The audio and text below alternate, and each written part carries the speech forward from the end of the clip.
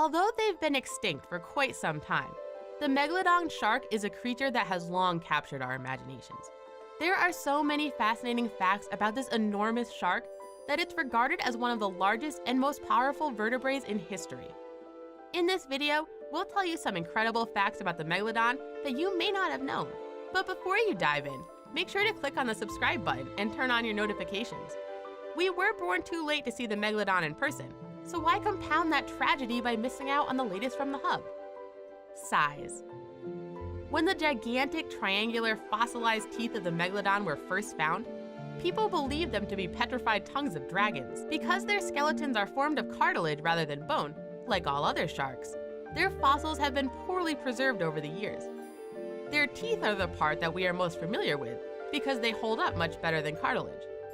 However, based on the records that we do have, it's estimated that the creatures could reach a length of 59 feet. That's 3 times longer than the largest great white shark ever recorded. To figure out how huge these ancient sharks actually were, scientist John E. Randall used great whites and examined the relationship between their teeth enamel height and the largest tooth in the upper jaw.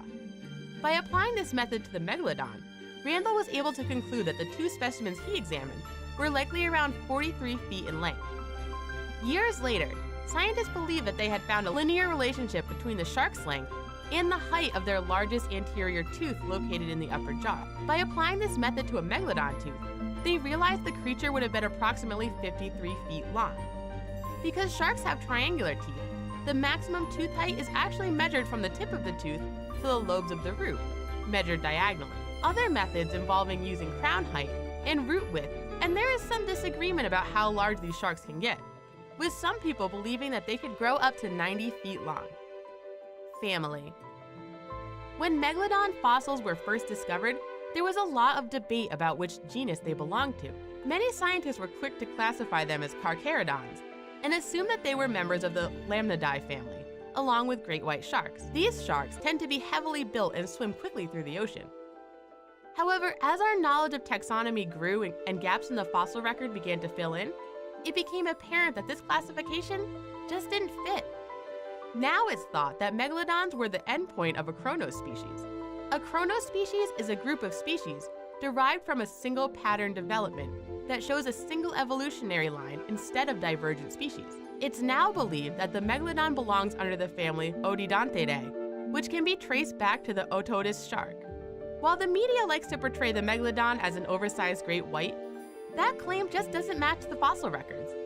It's more likely that the great white shark evolved from the now extinct broad-toothed mako shark and branched off about 5 million years ago.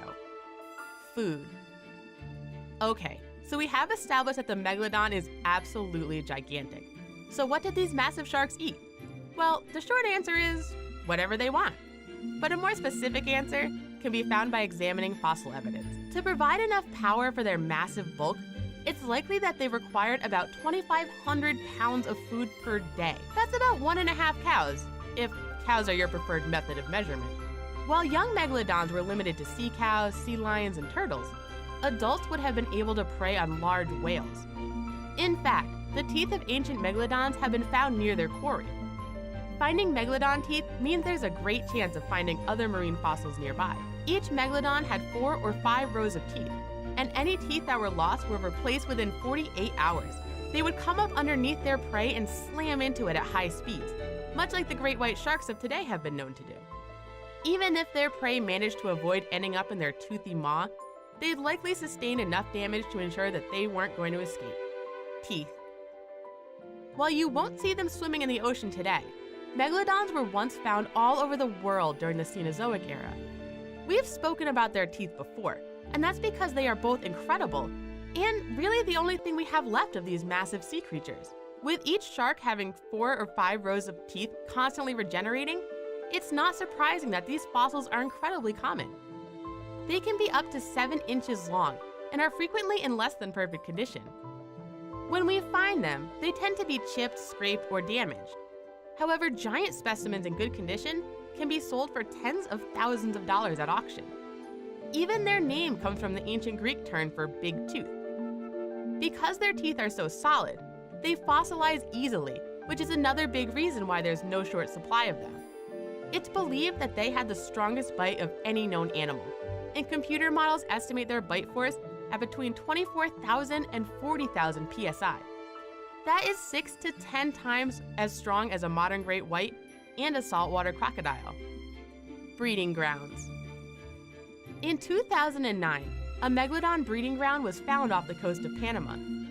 It was recognized as such because of the fossilized teeth belonging to juvenile Megalodon sharks that were found in the area.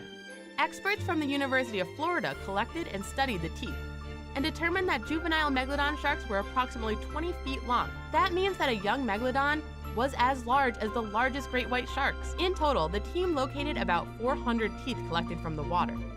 Scientists believe that they have located other Megalodon nurseries, including the Bone Valley region of Florida and the Calvert Cliffs in Maryland. They compared the shape of the teeth to those found in adult Megalodons during the same time period, just to be sure they were comparing apples to apples. Or, well, giant prehistoric fossilized teeth to giant prehistoric fossilized teeth. They just wanted to be sure that the smaller teeth weren't from sharks at a different time period. Although it's hard to imagine, baby Megalodons would have been vulnerable to predators, namely other large prehistoric sharks. It's thought that the Megalodons gave birth in shallow waters based on where the teeth were found. Extinction. Although we don't know for sure exactly why the Megalodon went extinct, there are a number of theories. One popular theory is that the warm, shallow waters in which they liked hunting were no longer available. When the Ice Age began, the global climate cooled and sea levels dropped, robbing the Megalodon of their hunting ground. It's also possible that during this time, changing ocean currents relocated krill and plankton closer to the poles. This means that the whales that fed on them would relocate as well, which means that the Megalodon's primary food source disappeared. The sharks wouldn't have been able to follow the whales because they can't regulate their internal body temperature like most other sharks. Thus, they were limited to tropical waters. The lack of appropriate waters may have made access to their breeding grounds difficult as well, and left young Megalodon sharks vulnerable to predators, such as orcas and great white sharks. Now, new research from the University of Zurich's Paleontological Institute suggests that the emergence of other smaller predators meant that the Megalodons weren't able to get the massive amount of food necessary for them to survive. By examining fossil records, it seems that the emergence of new species coincides with the decline of the mighty Megalodon. Fellow creatures. Whatever the reason that they aren't around today, Megalodons have been extinct for millions of years. But what kind of creatures did they coexist with during the time? It can be difficult to come up with a mental picture. Well, although they likely aren't related, the great white shark was very much alive at the same time as the Megalodon. However, it's unlikely that the two shark species had much to do with one another. Megalodons spent their lives in warm, shallow waters. This was a perfect habitat for plankton and krill, which made them great places for whales, which in turn made these areas ideal for the Megalodon, the circle of life people. But great white sharks avoid these warm, shallow waters and instead lived in the cool, temperate waters surrounding the poles, which were much warmer back then. So while they were around at the same time, it's unlikely they had anything to do with one another. Meanwhile, on land, a group of now extinct bipedal hominids known as Paranthropus roamed the earth. Us humans might not have been around to witness the Megalodon, but there were human-like creatures alive during that time. Predecessor. We mentioned earlier in our video that Megalodons evolved from another prehistoric shark known as the Otodus. However, while Megalodons have long captured our imagination, most of us are unfamiliar with the Otodus. These sharks lived 40 to 60 million years ago and grew up to 30 feet in length. Now, when compared to the Megalodon, that's not that impressive. But keep in mind, that is still 10 feet longer than the largest great white shark. It's all about perspective. Their teeth have been found all over the world, which suggests that much like the Megalodon, they were a cosmopolitan species. The teeth of an Otodus shark were about 4 inches long, and scientists used them to estimate their size. Upon close examination, their teeth were found to have just a hint of the serrations that Megalodon teeth would eventually have. This is a major similarity, and one that caused scientists to realize the evolutionary link between Otodus and Megalodon.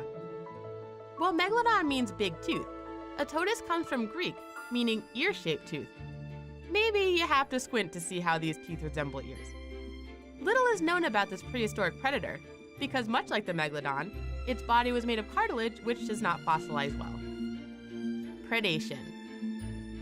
Even the mighty great whites aren't above scavenging for a meal if they smell a tasty whale carcass floating in the sea.